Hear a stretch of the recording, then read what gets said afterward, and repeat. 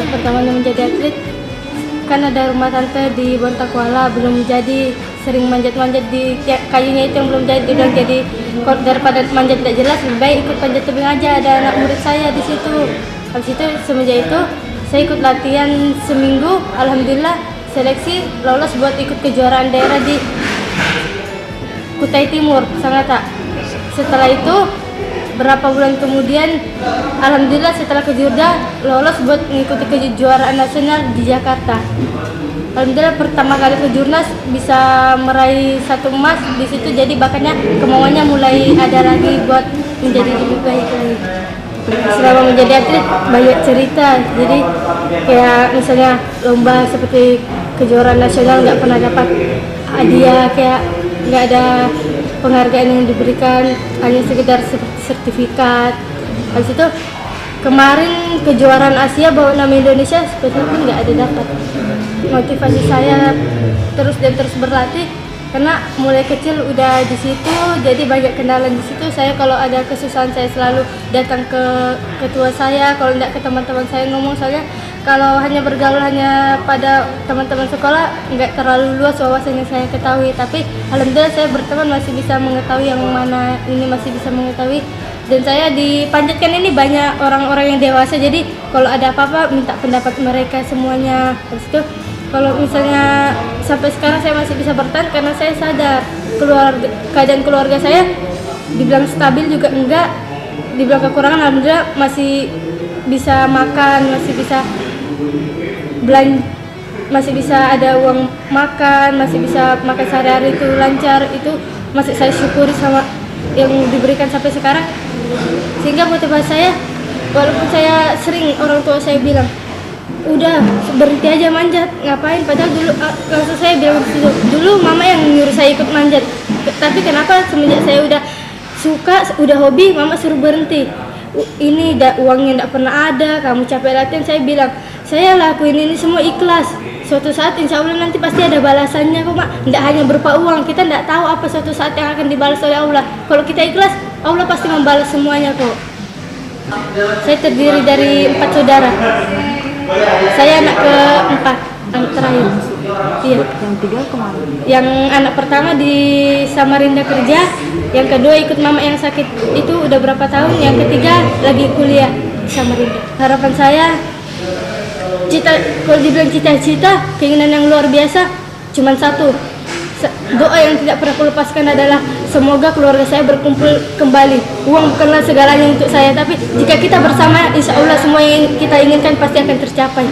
Usaha yang saya lakukan ya, saya berdoa, karena kalau di mata orang tua kita ini masih anak kecil kok, ini kayak gini pasti kayak gitu kan. Cuman saya selalu berdoa. Saya pernah bilang waktu lomba saya, setelah lomba waktu juara 1 prapon kemarin, itu prapon pertama kali saya, dan saya orang paling junior yang lolos masuk prapon.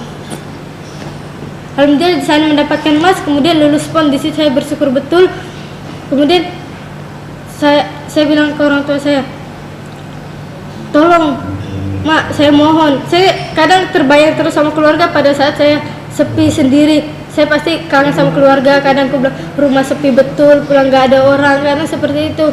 Saya kangen, saya nangis saja. Cuman kalau di sekolah ya orang tidak perlu tahu. Setahunya mereka ya saya senang, karena saya ingin tunjukkan saya kesedihan saya tidak harus saya tunjukkan. Allah yang tahu semuanya. Insya Allah Allah yang akan memberikan hasilnya semua nanti. Saat ini orang tua tidak bisa, cuman kayak di Sangkuliran, cuman hubungan antara bapak sama mama ini udah tidak ada sama sekali, kayak tidak akur gitu.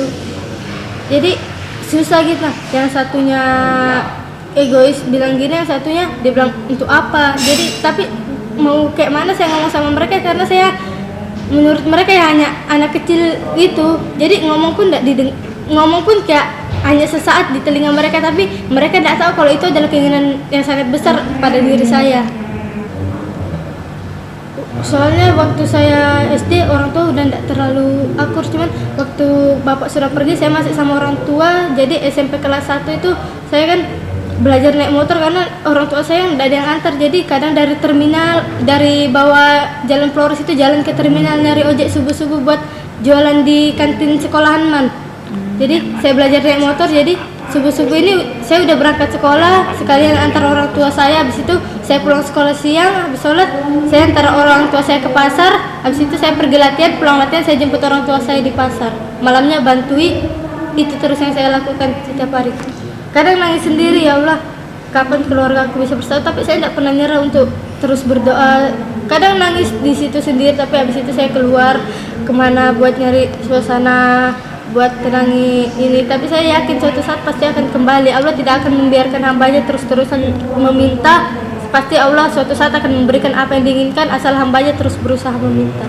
Mama saya bilang dia nggak bakal balik ke Bontang, karena kalau dia balik ke Bontang dia mau tinggal di mana sama yang kakak saya. Saya bilang iya mak, doakan saja saya, insya Allah kalau saya masih panjang umur, saya sehat selalu, saya ada rezeki, insya Allah saya bangunkan mama sedikit-dikit untuk bangun rumah sehingga kita bisa bersatu lagi kembali di sini. Saya sampaikan kepada ibu atau bapak saya mohon kepada kalian memang nggak tahu apa keinginan saya. Yang kalian tahu saya butuh uang apa, bukan itu semua yang saya butuhkan. Yang saya butuhkan adalah kayak mana caranya kalian bersatu. Dulu kalian yang nakdirkan saya untuk ada di dunia ini, tapi kenapa setelah saya ada kalian tinggal di saya begitu aja? Saya manusia, saya punya hati, saya merindukan kalian semua untuk kembali. Kenapa kalian tidak pernah memikirkan sedikit pun saya? Kalau saya memiliki kesalahan, itu bukan salah saya, itu salah kalian yang meninggali saya, telantarkan saya begini. Saya berharap kalian bisa kembali sama-sama, walaupun itu berat buat kalian. Itu doa yang tidak pernah aku lepaskan dari sini. Itu doa dan keinginan yang luar biasa.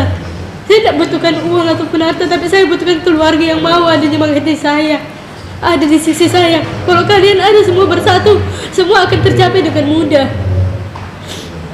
Kalau di rumah orang, tidak betul kayak satu keluarga ada fotonya satu keluarga, cuman saya nggak ada sama sekali di rumah yang namanya foto satu keluarga, itu nggak ada. Ini hasil dari karir saya hingga sampai saat ini saya terus berusaha untuk melakukan yang terbaik. Saya mohon sama kalian agar kalian kembali sama saya. Saya merindukan yang saya inginkan. Apakah saya bisa foto satu keluarga sama kalian? Itu keinginan saya sederhana. Saya tidak punya foto satu keluarga dengan kalian. Saya ingin foto satu keluarga dengan kalian.